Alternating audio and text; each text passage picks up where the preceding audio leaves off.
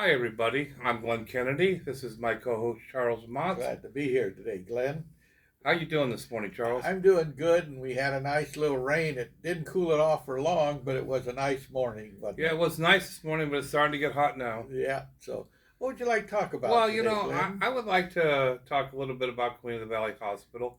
I know during the early 50s, community had a few thousand people, and we went from a few thousand to like 60,000 within Yes. like a 5 year period. And we outgrew everything, including the hospital. hmm And I know you know a little bit about Queen of the Valley Hospital. Why don't you elaborate? Okay. It was a lovely. It's a lovely location. Uh, for example, I went to our Dr. Marr moved to Pomona, and we had to go to Pomona. And if you got ill or something tragic happened to you, you could go to Covina, but they'd put you in an ambulance and send you to Pomona. And it was a hard drive for the families and everything. And this nice piece of property that was left by the Burgers, who continued to farm, Sister Columbia came out here from the Queen of the Angels in Los Angeles and looked the property over and kind of started talking to people, made a proposal that she'd like to build a hospital here. And of course, at that time, what a lovely thing, because we needed a hospital. And not only was she the, did you know her at all, or did you Well, ever meet I, her? I never met her.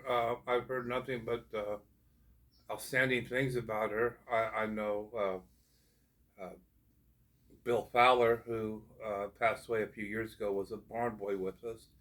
And he was head of engineering for the city of West Covina for like 40 years. He knew her very well, and he spoke very highly of her. And what he told me was she might have been the most intelligent person he had met Heard that. during his lifetime. And I know that she was architect and general contractor at the same time. And back then, that was unheard of. Yes. Being a female, oh, absolutely. Yes. And she was quite a lady. I heard that the old saying that she kicked ass and took names. Yeah. And she was 50. She's one of those people that are 50 years ahead of her time. That's Yes, all. she was. You She know. was. And to build a hospital, I'd have a hard time building a house. Yes. But I mean, a major hospital, and it is lovely. And you're right. She was not. She was intelligent. She knew everything about that hospital and what she wanted. She was a woman with vision. She That's basic. 100% right. Yes. She had vision. Yes. She did, and you can see it right there on Sunset and Merced. And I know Joe Hurst was head of the fundraisers, and he indicated that once people found out we were going to build a hospital here, and once they knew who was going to build it, there was no problem in getting people to raise funds to build that hospital. Yes. How it was put to me was if you were Catholic and you were expected to give a certain amount, Yeah, and there were some wealthy people here. Don't get us wrong. There were some yeah, wealthy sure. Catholics, and you were expected to give money. Plus, Charles, they had a solid board. Their board had Joe Hurst, Judge Miller. You had Jerry Nichols. You had the Brutico, all three of the Brutico brothers, Yes, and they were top notch. So they were people who could get things done. oh, they sure Yeah, were. and they could raise money, and it kind of all worked out together. However, there would not be a hospital without Sister Columbia. Correct. And like I've always said, Charles, I think she never got her due justice in this community. And I think the hospital today should build a statue of her. I do too. I really believe that. Yes. Well, we wouldn't have a hospital if it wasn't for her and those people you talked about, but especially her. She had the vision, and those people that were behind her, I did not know them as an adult, but I knew them all when I was young, and they were the finest people you can imagine that were on that board. So, if you were going to donate to building a hospital, what better group could you have? Because you knew it was in good hands. Yes. That's for sure. But I do agree. There should be a statue after her. And remember, we needed a hospital in West Covina. They wanted a hospital for the citizens of West Covina. And I would say, Also, Urbandale, because Urbandale was rock crushers at that time. They gave heavily, I know, because they just up the street, you might say. Baldwin Park, Pewaney, and Covina. And it just was one of the things that was going to happen, and it did happen. Mm-hmm. Yeah, that's about it.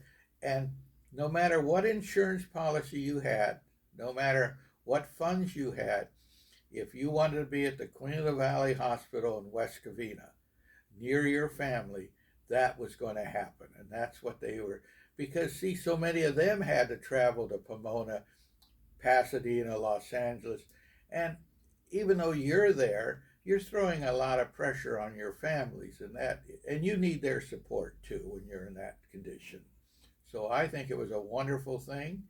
Um, and I just can't say enough about it. But she was, you could buy a room in the hospital, and they put your name on a plaque, and everything in that room was donated by you, or most of it was.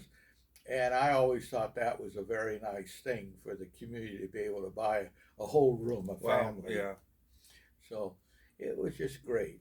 So that was all the Burgers property, correct? That's correct. Yeah. Now, Mr. Berger. The Maxons,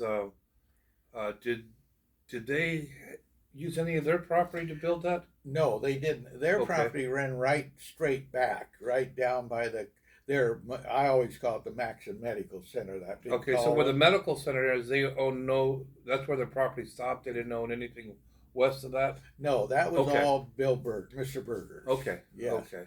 And see, they even had that field back there, and they donated all that to the school district Yes. eventually.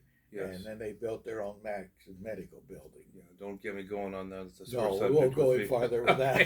that. But so the Burgers own that property, and just above them, where the school district sits, on the corner of Orange and Merced. That was owned by the Neely family. Yes, that's correct. And you had the wash actually ran through there, correct? That's correct. Yes. Now, I know it was completely sandy soil. What did, out of curiosity, what did you grow back there? You could grow melons of all kinds. Uh-huh. Cantaloupes did very well here. We can't do quite as well as Bocello Valley, but we do very well because we aren't as hot. And now with refrigeration, you don't have to spend so much cooling them down. Watermelons did very well, and we did very well in that particular area with what they call summer squash, yellow squash. Mm-hmm. And cucumbers didn't do too bad, but it was a crop, and those aren't high-end crops like tomatoes and strawberries and things. So it took, you had to have some property, but yet it did quite well. You couldn't work it too well with the first tractors that came out. They were so heavy that by the time you got down the end of the row, the tractor was stuck or you were pounded the soil too much. But you did horses and mules. But when Fortune came out with the light little Ford tractor, it was perfect farming in there, and it grew nice crops. I think they grew strawberries in there at one time, but I don't want to swear on that. Okay. Yeah. So I know when I was on the planning commission, we approved the expansion of the ER. Okay. And I know that there's no more property left. They have to build up. Oh. They've already built out. There's not enough parking. They took the Little League field and made a parking structure out of it, and they just have to go up. Now, I know they had owned that property west of the hospital, at the corner of Merced and Sunset, and that's all they built, those doctors' offices. Yes. And I guess they wish they never had sold that property. Oh, they wish they never. Yeah, Yeah. and they can't go north because the Orangewood Park's there. Yes, and we wouldn't want to see And that. if they try to sell if the city tried to sell another park, they would be a riot. Mm-hmm. Yeah. And you knew Kaiser tried to buy across the street. Yeah, when Edgewood High School, I recall that when Edgewood had closed down in the late '80s, Kaiser went in, and I think in the early '90s, and offered him like $40 million for that property, and the school district wouldn't budge. They were not was more than a fair price, but they were not interested in selling that school, Yeah, and which is a good thing because Edgewood High School came back. yeah, because Edgewood, has about 20 acres more than any other high school in the area. So they can still expand like they did with the swimming pool and Yeah. things. There's a lot of, and that's nice to have an open space because I know it's being used right today for Little League and baseball as we're talking across the street. But that was owned by the Hearst family too. And they had a swimming pool and everybody swam in the swimming pool when it got too hot. That's for Yes. sure. So you fill that up with, well, there weren't too many in my family, just one or two. And the Maxon family's 13. You had a pretty good crowd. Yeah. A couple others, and we were all over there in the afternoons, but not on Fridays. Every other Fridays they drained all the water out. Monday it was pretty cold too. So on the back parking lot, they did that mural. Oh yes. And um, I see it. I seen just a sketch of it. And Sister Columbia's on there. Oh, she is. Well, Yeah. good. So Good. which is good, but Yeah. I think we're gonna make it our mission to ask the hospital to bring in that statue. Wouldn't that be nice? Yeah, I think that's the least we could do. And I hope they never remove Queen of the Valley Hospital of West Covina because it is in West Covina, and that's why she wanted it here. Yes, So and yes, I know Intimate owns it now, okay, and as far as I know, it's still called Queen of the Valley me Hospital. too. Yes, and that's So- very important. Did you know you? I was going to ask you something, but I forgot. Okay, So, well that's typical. yeah, typical. Yeah. Did you ever get any questions or that you wanted to ask? We have quite a few questions, and we're going to spend some time Okay, on those. that's Yeah, fair enough. Okay. Because some are going to take longer and we may not get through them all. But I want to thank the people watching. It's amazing the questions are coming in about West Covina Yeah, and all the positive remarks. It's just wonderful. yeah. And there's a lot of things that people want to know. And West Yeah, in Covina's due a- time, and we can only our videos are only 10 to 15 minutes long. They're short videos because after that you start boring people once you go past 15 Yeah. minutes. But we plan on doing a lot of videos for a few years. Oh, So- sure, So we're going to try to cover everything that we can. sure. We got a lot more years A to lot go. of years to go. Yes, we Yeah, do. for sure. So with that, Charles, I really appreciate you coming down here on your Sunday, and I'll catch up with you soon. We'll see you next Sunday. Thank you very Thank you, much. everybody, for watching. You Thank have you. a beautiful day. Thank you very much.